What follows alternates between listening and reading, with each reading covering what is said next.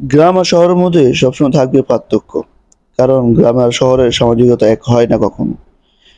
যাই হোক, এদিক দিয়ে আমার বাবা উঠানের মধ্যে হাঁটাহাঁটি করতেছে, আমার ভাতিজা লাফালাফি করতেছে, আর আমার ফুফাতো ভাই এদিক সেদিক সবাইকে ডাকতেছে যে সবাই যেন তাড়াতাড়ি রেডি হয়ে যায়। আর আমার ভাতিজা আমার কোলের মধ্যে, মানে হাসি আসবে না আসবে সেটা সে এখনো ভাবতেছে। যাই হোক, আমার ভাই দিক দিয়ে দরজা, বাড়ির মেন গেট সেটা লাগাইতেছে, কারণ আমরা যাবো আজকে আমাদের ফুফাতো ভাইয়ের বিয়েতে। এই যে দেখুন আমাদের যার বিয়ে, যার জন্য সবাই এত সাজসজ্জা, যার জন্য সবাই রেডি, একসাথে সবাই যাবে, সেই ফুফাতো ভাই কিন্তু এখন তার যেই বিবাহর পোশাক আশাক সেটা সে পড়তেছে, কারণ জুমার নামাজ শুক্রবার, তাই বলে একটু আমাদের সবারই দেরি হয়ে গেছে।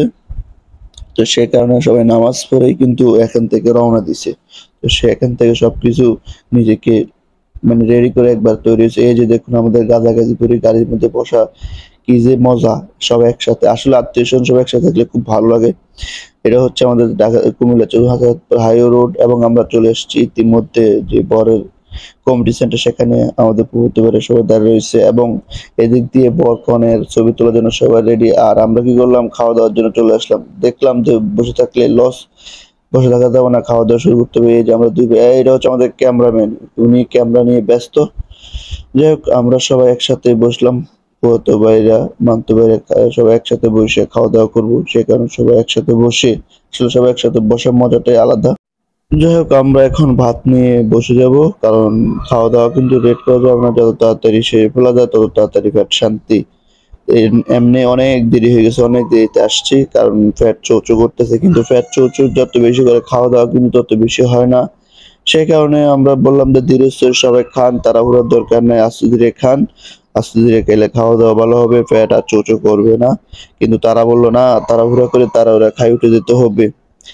এখন আমি আর কি করবো, কারণ বড় ভাইদের কথাবার্তা তো সবাই শুনতে হবে। এই যে আমার বাবা পানি খাইতেছে, বললাম যে তাড়াতাড়ি খেয়ে ফেলুন, বাবা বলতেছে আমি আস্তে খাবো, তোরা খা। খাওয়া দাওয়ার পর্ব শেষ করে এখন বিবাহর কাজ চলতেছে এদিক দিয়ে, আর আমরা ওই দিক দিয়ে সবাই আড্ডা নিয়ে ব্যস্ত। যাই হোক, তারা এদিক দিয়ে কাজ সারুক, আমরা না ওই দিক দিয়ে কাজ সারতেছি। এই যে দেখুন আমার ভাই খাওয়া দাওয়া শেষ করে কিন্তু আড্ডা দিতে বসে গেছে গোল টেবিলে। আর এদিক দিয়ে আমার দুলাভাই আমাদের পরে বসছে, এবং উনি আমার সাথে বারবার হাত নাড়ানি করতেছে। খাবার বেশি খাবো না, কিন্তু দুলাভাই রিল্যাক্সে খাবার খেতে ভালোবাসে। যাই হোক, দুলাকে এদিক দিয়ে কবুল বলে, এত তাড়াতাড়ি দুলা কিভাবে কবুল বলে, আসলে আমি মানানোর চিন্তা করি, খুব তাড়াতাড়ি কবুল কবুল বলে ফেলছে। দেখ ওটা, ও তাড়াতাড়ি কাম সেরে ফেলবে, সেখানে তাড়াতাড়ি কবুল বলে ফেলছে। এটা কোনো বিষয় না। আর আমার দুলাভাইয়ের জন্য আমরা কিন্তু মেয়ে খুঁজতেছি, যদি কেউ কোনো মেয়ে সন্ধান দিতে পারেন আপনাদেরকে আমরা পুরস্কৃত করবো। যাই হোক, খাওয়া দাওয়া শেষ করে সবকিছু শেষ করে আমরা চলে যাচ্ছি আবারও নিজেদের জায়গায়।